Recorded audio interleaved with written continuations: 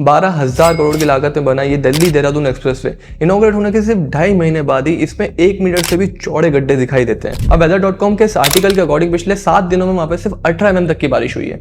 ऐसे में जितना ध्यान इन लोगों ने इनॉग्रेशन में दिया, अगर ये उतना ही ध्यान कंस्ट्रक्शन वर्क की क्वालिटी पे भी देते तो इन्हें अपनी गलती को गांव वालों पे थोपने की जरूरत नहीं पड़ती। और यहाँ पे सबसे ज्यादा इरिटेट कर देने वाली बात यह है कि इतने बड़े प्रोजेक्ट में इन लोगों ने ड्रेनेज सिस्टम बनाए बिना ही इनॉग्रेशन कर दिया। I mean seriously.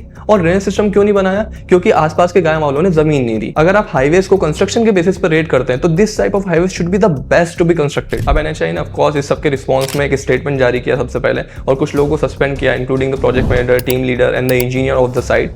ऑल्सो जो कि रिस्पॉन्सिबल है इस हाईवे कंस्ट्रक्शन के लिए, उसको एक शोकेस नोटिस दिया गया है to come up with the reason कि ये शॉर्टकमिंग क्यों हुई है। बट हियर्स द ट्विस्ट, इस तरह के कॉन्ट्रैक्टर्स के पास कभी भी एक कंपनी नहीं होती है टेंडर रजिस्टर करने के लिए। इनके पास मल्टीपल कंपनीज होती है जिससे ये टेंडर्स को रजिस्टर करते हैं। अगर इनकी किसी एक कंपनी को मान लो ब्लैकलिस्ट कर भी दिया जाए तो ये अपनी दूसरी कंपनी से टेंडर को फिल आउट कर देते हैं। अब इन सबका सोल्यूशन क्या है? यहाँ पर रिस्पॉन्सिबिलिटी आती है एनएचएआई की कि वो पब्लिक के साथ ट्रांसपेरेंसी मेंटेन करके रखे। पब्लिक को पावर दे कि अगर उन्हें किसी कॉन्ट्रैक्टर या कंस्ट्रक्शन साइट के खिलाफ कंप्लेन करनी है तो वो अनोनोमसली ये कंप्लेन कर सकें। और ऐसा वो एक यूजर फ्रेंडली ऐप बना के कर सकते हैं जहाँ पे हर कॉन्ट्रैक्टर की अपनी एक प्रोफाइल होगी, उसके अंदर उसकी सारी कंपनी रजिस्टर्ड होगी, उनसे रिलेटेड सारे टेंडर्स एसोसिएटेड होंगे। अब किसी भी यूजर को अगर उनकी कंप्लेन करनी है तो वो कंस्ट्रक्शन वर्क्स में प्रूफ के साथ उस कंप्लेन को रजिस्टर कर सकता है अनोनोमसली। और अब जिस भी कंपनी के नाम पे फ्रीक्वेंटली कंप्लेन्स आ रही होंगी उस कंपनी को एक पर्टिकुलर पीरियड के लिए डिसबार्ड किया जा सकता है और उस पर एक हैवी पेनल्टी लगाई जा सकती है। ये सब करने से कॉन्ट्रैक्टर के ऊपर थोड़ा प्रेशर बनेगा जिससे वो थोड़ी ईमानदारी तो दिखाएगा।